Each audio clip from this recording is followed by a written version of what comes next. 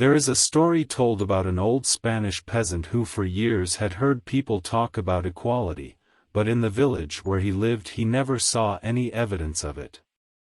Nevertheless, he was confident that something of which so much was said must have existed somewhere, so he went in search of it in other provinces and countries. He traveled extensively but was unable to find any more equality elsewhere than he had at home. So he finally came to the conclusion that those who spoke of equality had reference to the other world. Many people are of similar opinion, that so far as this life is concerned equality is either a myth or a vague ideal. However, opinions and appearances to the contrary, equality is neither a myth nor a hazy ideal, but a reality here and now. The divine truth of man's equality has been taught by the loftiest souls in every age, but God decreed it long before they ever expressed it. And we know of nothing which conflicts with the sublime axiom of equality except theories of men, some of which are entitled to respect, but are incapable of bearing the test of reason.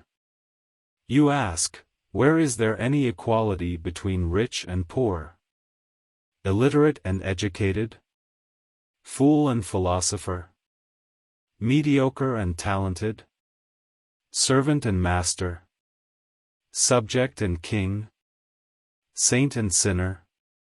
Man and angel? These all stand upon one common ground and form one eternal chain extending to the throne of the Most High.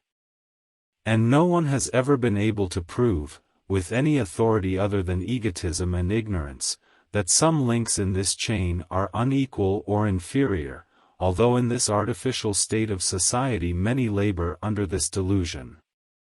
The first major source of the delusion of inequality is due to people confounding it with inequity. These are, however, as far apart as the poles, and resemble each other no more than do justice and injustice.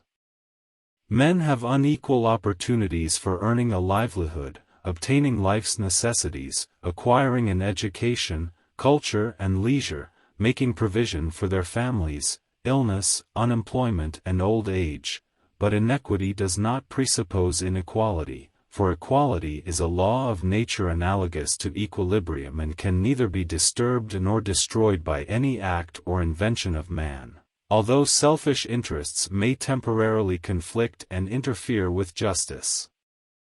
Then, from whence arise the vast disparities seen among men, the tremendous differences in ability, intelligence and morality?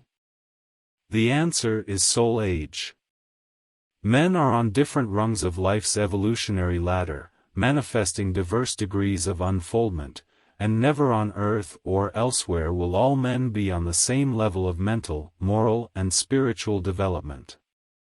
It is commonly believed that the fall of man was a completed and collective process.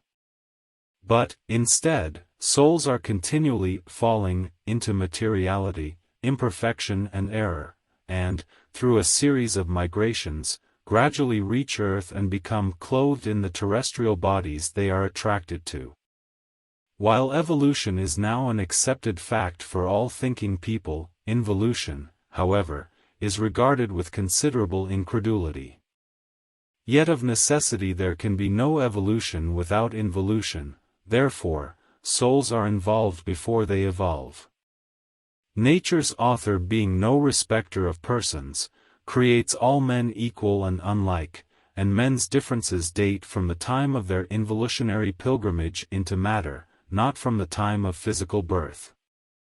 At this time souls already are endowed with definite personalities, marked characteristics, developed talents and pronounced sympathies and antipathies. Moreover, immense gulfs often separate their moral, mental and spiritual acquisitions. As all men are dissimilarly but equally endowed, what is possible for one is possible for all, not contemporaneously, but eventually.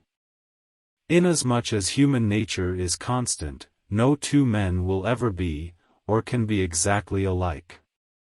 Homogeneity prevails among unevolved people, while heterogeneity distinguishes the advanced, for the more highly developed a man becomes, the more unlike he is from the mass group. Man's differences and individualities unfold until perfection has been attained, at which time he returns to the Father, becoming one with him. But oneness with the divine does not imply annihilation or absorption, but a merging of consciousness and capabilities. There is still another cause for men's disparity, other than difference in their soul age, and that is determined by themselves. We know that all souls do not make equal progress. Every sphere of life has its loiterers, shirkers, the clever, who think they can get something for nothing, and the weaklings whose main ambition is to shift responsibility on others. Then there are the diligent, conscientious, ambitious, who utilize time and opportunity for advancement, forging ahead through labor and service. Naturally, in the next expression of life, the disparity between them will be even more apparent. Inequality and inferiority are delusions afflicting juvenile minds and, in the higher realms of thought, none of this nonsense persists. Humbleness replaces haughtiness. Men of high moral and spiritual development know it is ridiculous to consider their younger brothers as unequals, and they extend a helping hand, just as those above them also render their aid. There is no pinnacle so high, but loftier ones are yet to be attained. No man is on the last lap of the evolutionary process, but is united to a larger whole. The saint in his infancy may have been a sinner, and the savage may one day become a philosopher. Evolution is a continuous and not a completed process. Inequity, the product of undeveloped minds, has filled the world with untold sorrow and suffering. It has brought penury, poverty, privation, destitution, hunger, distress and anguish to millions of people, whose daily life is a crucifixion and a martyrdom of a struggle for existence. For this is an age of avaricious rapacity and sordid covetousness, an age of hypocrisy and commercial traffic, where the great ambition of men and nations is to try to overreach and rob the other half. On every side are avarice, lust, greed, selfishness, unkindness, mercenary cupidity, and the iron hand of insatiable power, which, under the mask of principles, commit all manner of atrocities. Human life has no more sanctity than that of insects. Wholesale slaughter has become the outstanding profession, and wholesale killers the outstanding personalities. Yet, strangely, there are those who believe such an order of life is worthy of perpetuation.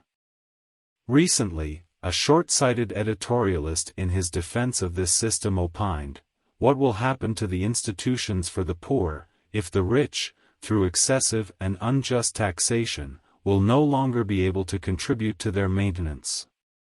We ask, why continue their maintenance? Why not abolish them by eradicating their cause? Why are these monuments of man's degradation of man necessary or even tolerable? Are there different creations of men requiring different methods of treatment? Thoughtful and spiritual men well know why our prisons, almshouses and insane asylums are overflowing, and also well know it will never cease to be until the race is dominated by other motives than selfish profit. There is something radically wrong with a civilization that measures a man's equality by the size of his pocketbook. We can have no ideal society or better world until men are governed by brotherly love instead of selfishness and greed. Just as nature's ways are equal, so must become the ways of men. Political equality was the first step in this direction, and this is being followed by more economic equality. Most men are beginning to doubt that God created this world and everything in it for the private property and the enjoyment of a few, but to be equally shared by all. And, in the new order dawning upon the horizon, man will have to do something more besides accumulate wealth to be an object of respect and admiration. Service will be the future badge of distinction. Contributing to the enlightenment and enrichment of other lives will be the hallmark of greatness. Recognition will be determined by the achievements advancing civilization. Cooperation and not competition will prevail. The heartless desire to outsmart the other fellow exists only on the earth plane where material things are concerned. Nor is there any competition in spiritual things where service to humanity is involved. Motives actuated by a soul urge are in harmony, but, when it comes to money and material possessions, just the reverse condition is true. When two men love the same gold mine or oil well, entirely different feelings ensue, and it has not been unknown for one of them to dispatch the other into eternity. The world's masterpieces of literature, art, science and music were not created through the force of competition. It was the love of the work the artist was doing, or the desire to benefit humanity. Milton, Dante, Shakespeare, Emerson, Plato, Wagner, Brahms, Beethoven, Michelangelo, and a host of other great men were not trying to compete, and whether or not they accumulated wealth was a matter of minor concern. We know some of them died in poverty and yet, today, are immortal. Whoever achieved lasting fame because he monopolized a large portion of the world's money? If such a one is remembered at all, it is with thoughts of pity and contempt for his greed and avarice. Who ever heard of a scientist discovering a cure for a dread disease or alleviation of pain and then locking it in a vault? Who ever heard of an inventor keeping his invention for himself and members of his family? They give them to the world and share them with all humanity. They know that what benefits one benefits all, for all the human race is one large family indissolubly linked together. While the greatest of contests is life, the greatest of clarifiers is death, for on the threshold of eternity all men realize that equality is a law of divine justice. King and subject, prince and peasant, high and low, rich and poor, stand before the same tribunal and are judged according to their intrinsic worth and the service they rendered on earth. Rank, position, power and possessions count for naught, only spiritual riches enter the kingdom of God.